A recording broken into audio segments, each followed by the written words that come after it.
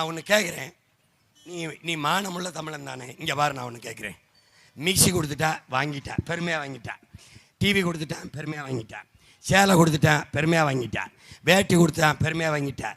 அரிசி கொடுத்தேன், பெருமையாக வாங்கிட்டேன். அப்புறம் என்னன்னா எண்ணெய் கொடுத்தா வாங்கிட்டேன். அப்புறம் காசு ஆயிரக்கணக்காக கொடுத்தா வாங்கிட்டேன். அப்புறம் கிரைண்டர் கொடுத்தா வாங்கிட்டேன். அப்புறம் இது என்னது, இந்த இப்போ ஃப்ரிட்ஜு கொடுப்பா வாங்கிடுவேன்.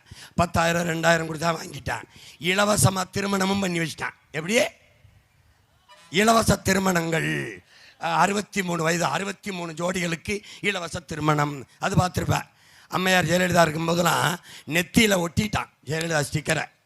லேப்டாப்பில் இந்த மிக்சியில் ஒட்டின மாதிரி பொண்ணு மாப்பிள்ளையும் பொண்ணுகள்லாம் சேர்ந்து பேசிக்கிட்டு இருக்கு, பசங்களாம் சேர்ந்து பேசிக்கிட்டு இருக்கு.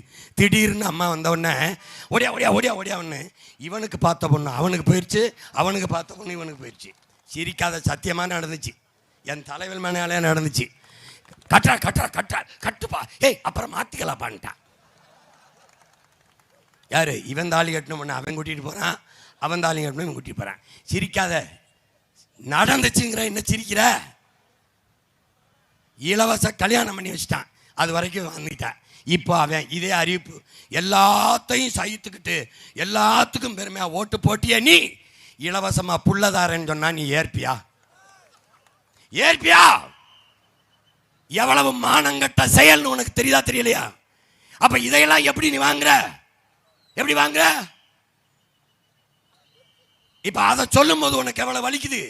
அது மாதிரிதான் இதுவும். எப்படி வாங்குற நீ? எப்படி வாங்குற? கொடுக்கும் போது கையப்படுறா, இதை எப்படி வாங்கின, இந்த காசு எங்க இருந்து வந்துச்சுன்னு மட்டும் கேள்றான். ஒரே ஒரு தடவை கேள்றா, இந்த காசை நீ எங்கிருந்து எடுத்தாய்? இலவசத்தில் இழக்கிற 6,800 கோடி 5,000 கோடி இந்த பணத்தை எங்கிருந்து எடுத்தாய்? எங்கிருந்து எடுப்பாய்? இந்த கடன் 10 லட்சம் கோடி, வட்டி 1 லட்சம் கோடி யார் காசுல கட்டுகிறாய்? ஒரு தடவை கேள்றா. படிச்சிருக்கல, வீரம் இருக்கல, துணிவு இருக்கல, மான கைய புடுறா, கேள்றா.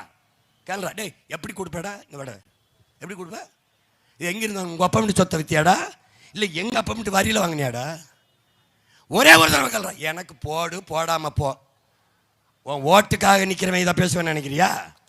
நாட்டுக்காக நிற்கிறேன்டா, இந்த நாட்டுக்காக. நான் உன் வாக்கை பற்றி கவலைப்படுவேன் அல்ல, உன் வாழ்க்கையை பற்றி கவலைப்படுகிறவன்.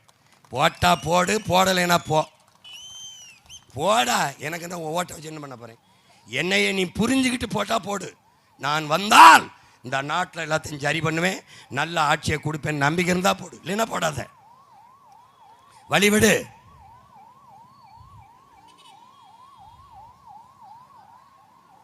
ஒன்றும் நோயாளி இருக்கிற மாதிரி தெரியலையே. ஏன்னா தேர்தல் வந்தால் கொஞ்சம் அடிக்கடி போகும். ஏன்னா அதில் தான் பணம் போகிறதுக்கு பதிலாக பணம் போகும். இது வந்து ஒரு நுட்பத்திருட்டு. ரொம்ப டெக்னிக்கலாக யோசிப்பாங்க. ஏன்னா 60 ஆண்டுகளாக இதிலே பழகிட்டாங்கல்ல. கேவலம். எந்த உரிமையை நீ பாதுகாத்து வச்சிருக்க? கல்வி இருக்கா? மின் உற்பத்தி விநியோகம் இருக்கா? ஏதாவது ஒரு வரி இருக்கா? அவனோட ஒன்று இருக்கா?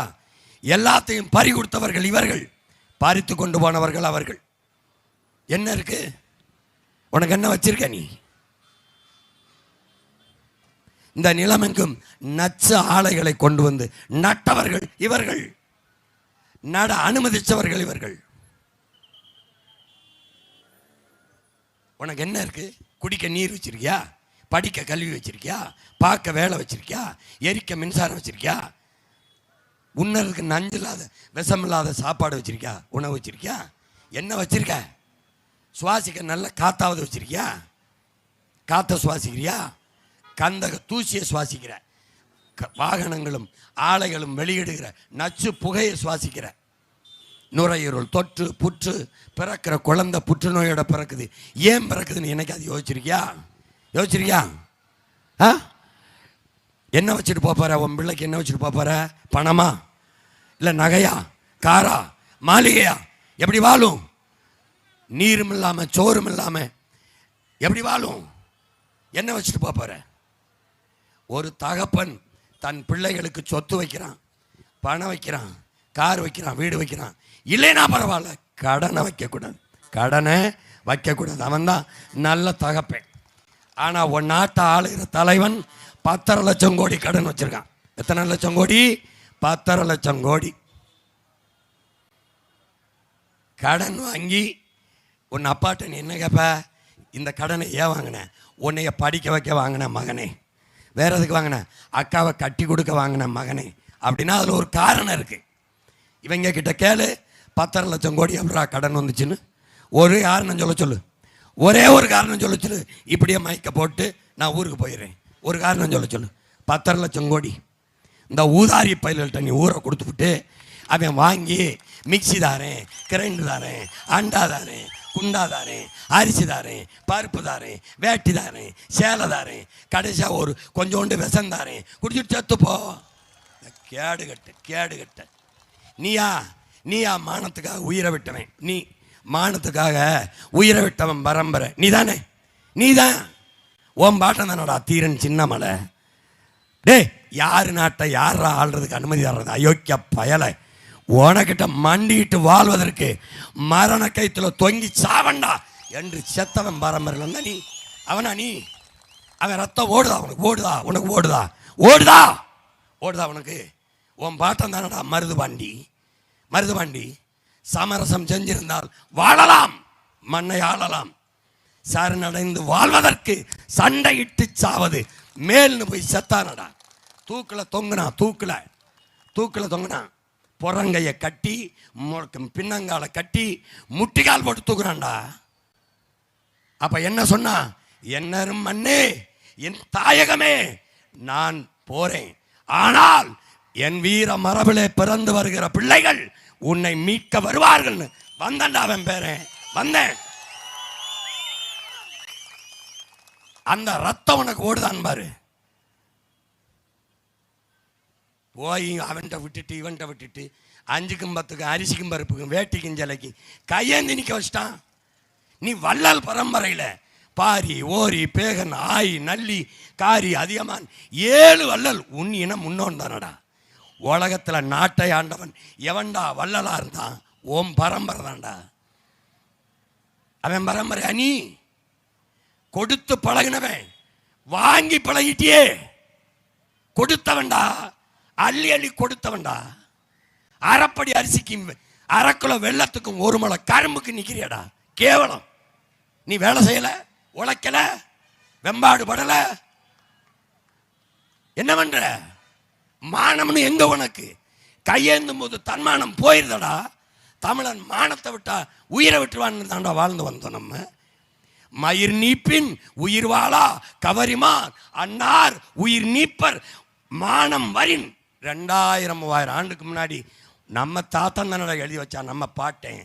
மயிர் நீப்பின் உயிர் வாழா கவரிமா அன்னார் உயிர் நீப்பர். அதுபோல உயிரை நீப்பர். எப்போ மானம் போயிருச்சு நாங்கிறான். உனக்கு மானம் போயிருச்ச? எங்க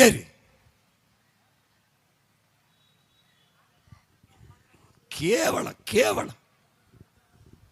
தன்மானத்திற்காக போராடி செத்தவன் பரம்பரையில் வந்துட்டு இந்த கேடு கட்டவங்கிட்ட நாட்டை கொடுத்துவிட்டு மிக்சி தாரேன், ஃப்ரிட்ஜில் எதை வைப்ப? உன் கையை கலையை வெட்டி வைப்ப? இல்லை கொடுத்தவன் தலையை வெட்டி வைப்பியா? எதை வைப்ப? அரிசி, பருப்பு, இந்த காய்கறி, கீரை வைப்ப. எவன்டா தருவான்? எங்கள் அப்பா விவசாயி தான்டா தருவேன். அவன் தானே தருவேன், வேற எவன் தருவேன்? மிக்சியில் எதை இருப்ப? மிளகா, மஞ்சள், கொத்தமல்லி, சீரகம். யார் கொடுப்பா? அது எங்கள் ஆத்தா தான் கொடுக்கணும். எங்கள் ஆத்தா இருளாக இருக்கல்ல, அவள் விலையை வச்சு தரணும்.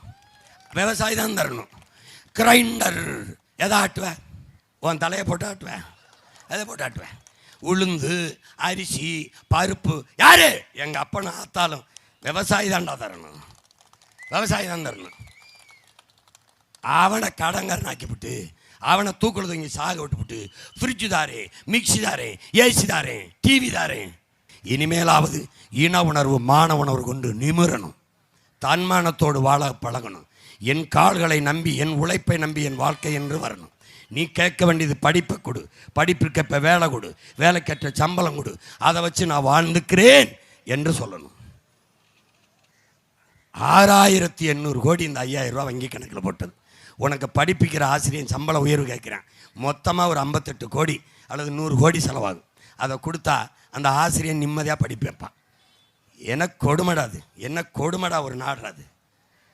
எனவே என் அன்பு சொந்தங்கள், அறிவார்ந்த பெருமக்கள், பேரன்பு மிக்க என் பெற்றோர்கள், என் உயிருக்கினிய உடன் பிறந்தார்கள், உங்கள் மதிப்புமிக்க வாக்கை உங்கள் பிள்ளைகள் எங்களுக்கு தந்து இந்த மண்ணில் ஒரு மாற்று அரசியலை, ஒரு தூய ஆட்சியை மலர்வதற்கு வாய்ப்பு தாருங்கள்.